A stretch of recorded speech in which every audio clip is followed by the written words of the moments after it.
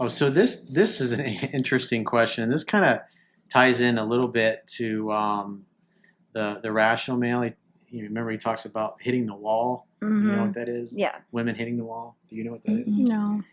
So typically, the idea behind women that hit the wall is that in like high school years and college and 22, 23, 24, Mid-20s. that's where women are at like their peak beauty, peak youthfulness, where you're going to get the maximum amount of attention from men. And then it's like after 25, women start to notice that their 22, 21-year-old girlfriends are starting to get more attention than they are. And so as they get into their late 20s and especially like early 30s, they think, wow, guys don't find me as attractive or as interesting or as drawn to me as they do my younger girlfriends. I better, if I'm going to have kids and a family, I better find a guy and settle down. And so what they, a lot of what you see with Rolla Tomasi's work is that women go through college and they're sleeping around and they rack up a huge body count, and then by the time they get to their late 20s, because they've been partying and hooking up with so many random dudes, now they're like, oh, I gotta find the right guy, and so they find a beta male provider, guy that doesn't know any better. They marry him, they have kids, then eventually they get divorced. She takes half his stuff, and then you see all these communities of bitter guys that's actually happened to. So the wall has to do with the sexual market value of a woman. That the writer is what he calls it. Okay. So he says that a woman's sexual market value is like between, it's pretty young. I want to say 16, 17. Well, it's Or 18 is it to like 18? 25 is the But I peak. saw his chart, and I think it was even before 18. But I was like, ooh, sexual. Okay. But yeah, 22 to 25 was like the peak, and then like by 35 you've hit the wall apparently, or something like that. You're past the wall at that age. Past the wall. You're past your prime. And then guys don't peak till like mid But he late doesn't 30s. take into consideration what we're looking for out of sex, and that's not necessarily procreating. Sometimes women in their 30s actually have a higher sex drive, but it's all from the guy's point They of view. become more aggressive, I noticed. It's like Mhm. 32, 33. Like I remember when I was going out with my guy friends, it's like women are 4 or 5 years older. They like really become aggressive, very handsy. Yeah. They'll come right up to you in the dance floor and grab your hand and dance with you and grind on you. It's like they're ready to get it on. They're more Especially, confident. well, because they may have gotten married and Yeah. had a divorce, or they come in their confidence. They Yeah. understand. They recognize that they have to work for a guy now versus when they were 22, 23, all the dudes are approaching them. But as they get older, they kind of age out of that, and then the younger girls get all the attention. But I think when you're older, you're definitely more confident in yourself too. And maybe that's why younger girls are not, I mean, definitely they're in their prime, but they're not going after guys because you're not used to it yet. I don't know. You don't when have you're to. 30, you don't. They're all when coming you're to in you. your 30s, you don't care anymore. You're like, might as well. I I got was like nothing Gracie. to lose. She was like, I feel like guys just kind of come to you. I was like, well, yeah, because you're a beautiful yeah, woman. look at She's- Gracie. 19. She hasn't had to try yet. Yeah. Yeah. I can't remember what the question was. And we were talking about the wall. Oh, yeah. Yeah, what was the question? I'll read about it that? again. When beauty starts to fade, hitting the wall, a seductress loses her ability to enchant men with age, with her body and looks. Because us guys, we're visual creatures. That's the Yeah. first thing we notice about women is their looks, their body, Mm-hmm. their 100%. boobs, their butt, their legs, everything. Yeah. It's true. That's why all these women are getting lifts and tucks and injections and all that. I mean, I get it. Because that's what the men are more drawn to. So he's right. I feel like this generation, we look younger than what we really are. So I don't know. How long ago did he write this book? I think it came out in 2015, 2016, but he'd been blogging about it for like the last 10 or 12 years and kind of Mm-hmm. accumulated a lot of writings of other people that he learned from and incorporated it into his own. And he's done a great job of marketing it. He sells a lot of books, but like we've been talking about, I mean, you just see the video that we did the other day where you mentioned in the video and you were laughing and you were like, we never mean anything that we say. And Mhm. and that was what I titled the video. And that thing's got a shit ton of comments compared to normal videos, and a lot of just I see a lot of nastiness. It in triggered red the pill guys. guys, Oh yeah. they didn't like it because a lot of them are thinking, oh, this is, get an X back, you walk away. If she mentions I need space, or like you remember we were talking about, you were not sure of your boyfriend's interest, or he wasn't making the effort, he wasn't dating and courting you like he had been. Mhm. And so it's like you kind of give him an out. Does he love me? Does he care about me? Does he want to be in the relationship, or would he rather date somebody else? Yeah. So let me give him an easy way to say, I'm out of here, and break it off. And then that way he can move on and I can move on and find somebody that wants to be with me. Yeah. Why did that make people so upset? Do you Well, I think a lot of them misinterpreted. Oh, okay. They're misinterpreting the get an X back situation, which is what a lot of them come to me for, because they've got dumped or they got friend zoned or they got served divorce papers or whatever, or they've had bad experiences. They got fleeced in divorce court. And so they're bitter and they're pissed off. And when you get in, like even Chunky had an experience 4 or 5 years ago. He had a breakup and he got into like the MGTOW stuff, which stands for men going their own way.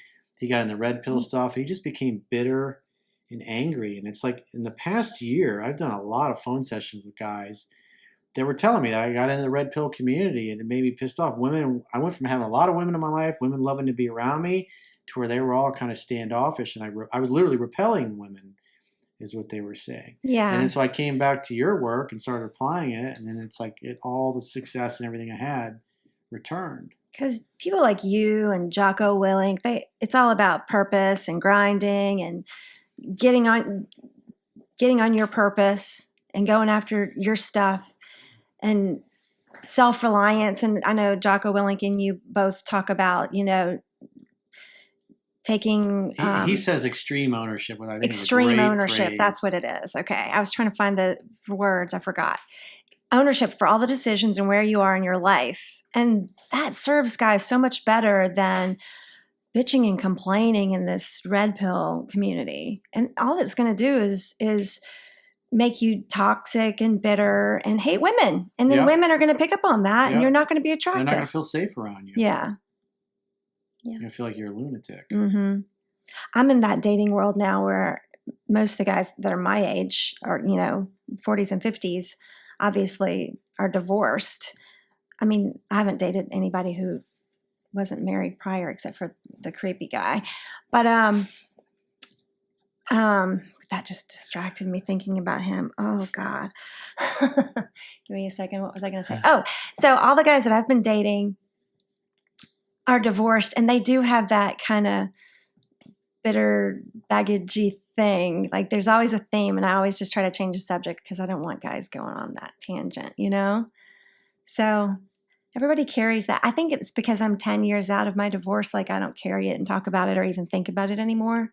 But if they're recently divorced, like there's one guy that just got divorced in February that I've been talking to, and like every other sentence has something to do with his divorce or his ex. And I'm like, oh, dude, you've got a long ways to go. You got to let go of all this stuff. Move on, Yeah.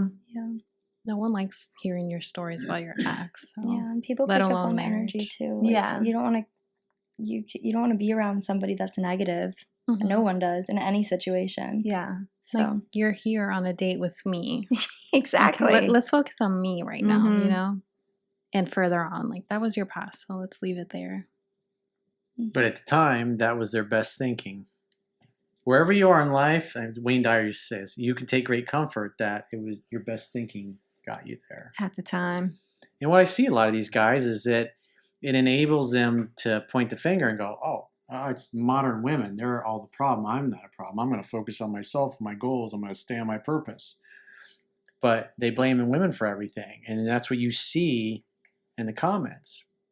And a lot of the guys that are, posting the nasty comments in this video, what was it? Why women never mean anything they say. It's they didn't, several of them commented back, well, I didn't actually I listened to the first couple of minutes of the video and I didn't hear the part where you talked. And because I went through and I explained everything in detail. Mm-hmm. And it's like they didn't even listen, but yet they're commenting and, cussing me out and telling me what a piece of shit I am. And I've gotten soft. And I was like, it's like, dude, you didn't even listen to what I said. And then they later admitted that they hadn't even got to that part. Because they got triggered. And they got jumped upset. the gun. Yeah, exactly. Mm-hmm. And that's what I see with all these guys. And you can watch their videos, the red pill community.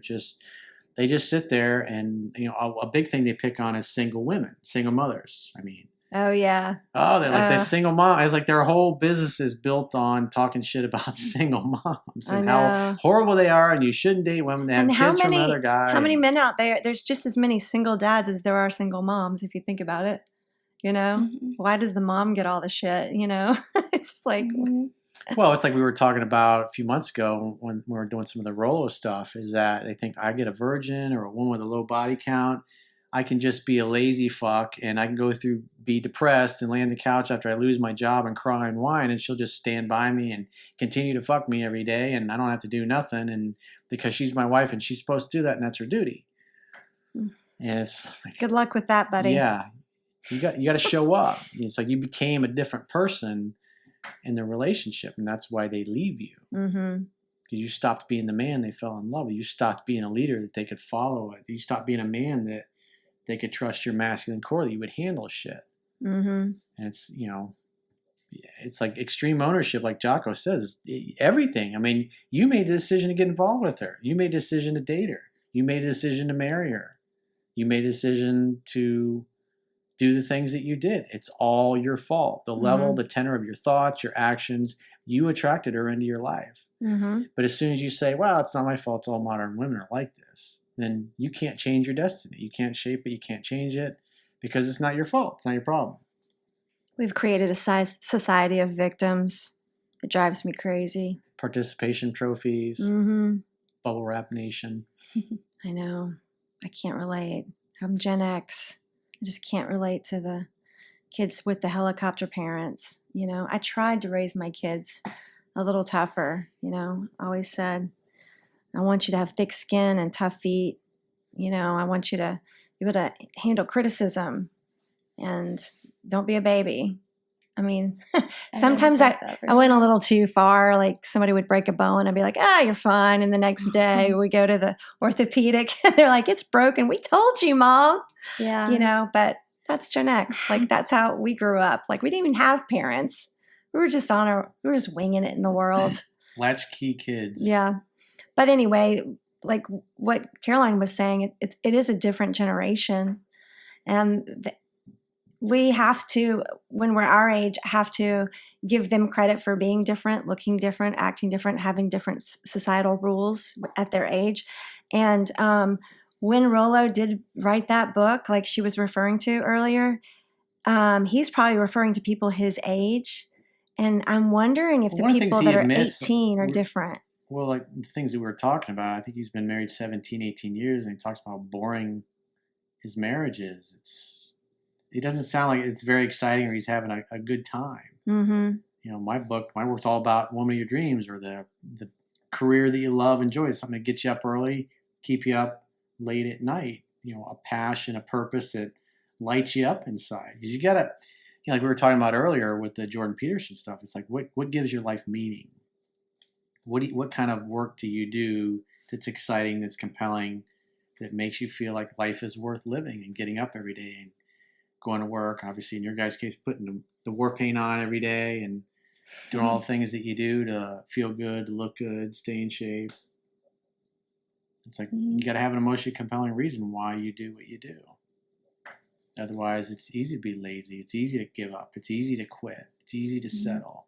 Mm-hmm. It's easy to tolerate mediocrity. Well, and I was thinking generationally how easy the world has become for them, and they're both in their 20s, and it has made dating and courtship has become lazy. She'll tell me all the time, you always talk about dating. We don't date. We don't go, like people my age don't date. Like guys don't. You said you dated that creepy guy. Like you guys were definitely not dating. No, yeah, okay. Back, even the words are different.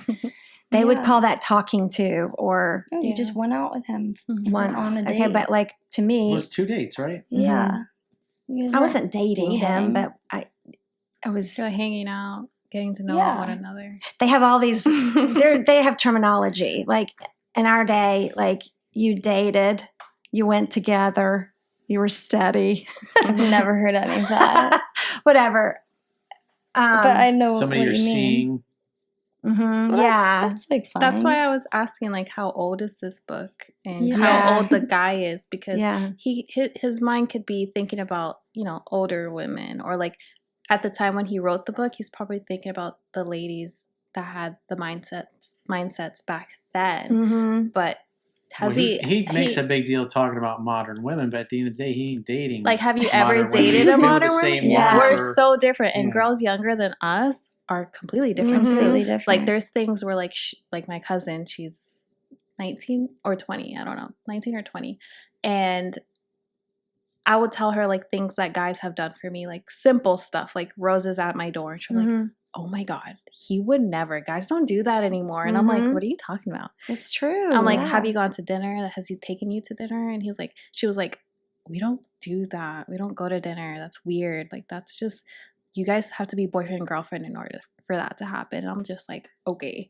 your generation is so bad because you need that kind of stuff, you know? Yeah. So when it comes to like what he's speaking about, like women like hitting the wall or whatever, I don't think he understands the generation that we're in, because we're very different. And Mhm. Yeah. guy, like you said, there's girls that are actually getting lip injections and like Botox and all this stuff, wanting to look older because guys like that mature, like grown women look now. And then by the time, because they're like 16-year-olds Mhm. that are doing this stuff, and it's Mhm. really sad. By the time they're like, going to be like 24 my age, it's like, what are you going to look like? Yeah. Like, I'm glad like you're natural. I looked like a little kid when I was in high school, and now the Yeah. high schoolers are like starting out Glamorous. college. They look like supermodels that are Mhm. 10 years older than me, and I'm Mhm. like, that girl's 16. Like, I would never know. Yeah, and they're tricking guys too. Guys are like, "Oh my gosh, I don't want to catch a case because she's 16, looking like she's 21." Yeah, and it's true. like kind of scary, you know. Mhm. So That is weird. Like, what are they going to look like when they're our age? You remember the guy, I don't know, it's probably 10, 12 years ago, the guy was was it the Green Mile? He was like in his late 50s, and he struck up a conversation with a girl who was like 15, 16 years old. She had a crush on him, and her mother totally approved of it, and they ended up getting Oh, yeah, I do remember Stodden or that. something like that was her last Courtney name. Stodden. And it's like, you see a picture of her, and it's like, she looks like she's 35 She did years not old, look and she was 16. like 15, 16 She years did old. It's not like, what look the hell? 16. Yeah, you're right. That's a perfect example. you're like, don't get me wrong. There's nothing wrong with like Age. procedures and like all the Botox surgical stuff. There's nothing wrong with that, but like, Gotta be natural. you don't have to be. It's whatever. Yeah. Looks It's better. as long as it makes them happy, you know. Yeah, But it definitely. is a scary thought. It's just different, generational differences. And like they don't like talking on the phone. They prefer texting. Mhm. And that's something you always say, the phone is for setting dates. And then Gracie's like, that's so weird, Mom, if a guy just called me and talked to me Mhm. instead of Snapchatting me. She's like, that would just be weird. Yeah. Like they don't operate that way. The world has become so much easier for them. They have like a different system. It's interesting. I don't But it's even like also- showing my face on FaceTime. Yeah. I'm like forehead or like it's looking at the ceiling. And when I FaceTime my mom, she's like, can I see your face? Because I'm always looking at the ceiling or your forehead. Like, and I'm like, oops, my bad. Yeah. Yeah. It's Very the world's different. become so easy. Yeah, but for guys though, calling women, because I still date younger women, and Uh-huh. when I'll pick up the phone and call. I don't want to sit there and fucking bang away Wait, and text. I'm not And a I get- texter. Like, I always have get to call complimented. people. They're stunned because dudes just don't call, Yeah. and they like it because it shows confidence, and it's different. It's unique because every guy's trying to text memes and sweet talk her on through text or Snapchat or whatever. It's like, I feel like fucking I pick up the misread phone what and people call are her. saying over text all It's the time. true. And a same good with point. me. They're Like, trying to it's crack hard. jokes over text. They always And they end don't up come coming out right. Yeah. Yeah. Yeah, and then it's just a whole confusion. Like, never mind. It's so easy. Back in our day, we had to find someone's phone number to even call them. Like you would have to find it. If it wasn't in the phone book, you'd have to call 6 people to figure out, or go up to that person at school awkwardly and ask for their phone number to even talk to them on the phone. I think technology has made maybe that's why there's more beta males, or like that you refer to. It's because technology has made men lazy. Well, I mean, you look at people; they're always on their phone. All the whole time, like a bunch of monkeys looking at their device. People sitting at dinner, not even talking to each other. And like younger generation, they've spent their whole life playing video games or on digital devices and not interacting with other human beings. They don't have any social skills or interpersonal skills. And so you get them together in person or calling on the phone, they don't know how to interact with other human beings. It's so true. Because everything's been digital. I think that younger people definitely have less social skills. I mean, I feel like since technology has even evolved, like I have less social skills than I did when I was younger. Like, it's like writing. Every time I pick up a pen and write, my handwriting gets worse and worse because I do so much on my laptop. I forgot how to write. Like it takes me a second. Yeah, but like Gracie and her friends, like I feel like they were always more just quiet, and I felt like they were doing nothing, but they were just like doing stuff on their phones. They'll hang out, but they'll just all be like watching TikToks or something. Oh my God, and, like not talking to each other. And I'm literally, like, okay, but like, what are you guys doing in here? Like, I had a friendship where like we would literally sit on the bed. We'll be like, I'll text her, do you want to hang out? Yeah, come over. I'll come over. We'll talk for like 5 minutes, and then both of us for an hour will be on our phones. Like, look at this. And that's hanging out. And that's hanging out. Yeah. I'm like, yeah, we'll start laughing. And then I'm like, okay, I'm going to go home now. So funny. It's just a different weird. world. Yeah. Yeah. And even phone calls, like I don't do phone calls. I do audio messages. So it's like you just hold it and you're like, you say a little quick little message and send it. That's how I communicate with everybody now. Walker like does that too. Controlling the conversation. I just like don't have the patience to type out a text. Like I just voice talk. Yeah, she's a FaceTimer. And I'm definitely a caller and FaceTimer. She's a caller too, yeah. And just like need instant gratification. My aunt does that. My Aunt Charlene, it's like she just FaceTimes. I'll be in there taking a shit in the bathroom and all my extroverted all out friends. of the blue. Yeah, my extroverted when friends. You least expect it. They're all FaceTimers, the extroverts. And that's Walker. She FaceTime. 9 times out of 10, if my phone is ringing, it's Walker. Yeah. If she's in my house and the phone rings, I'm like, well, who in the world could that possibly be? Yeah. You know, because nobody calls anymore, you know? It's a different world.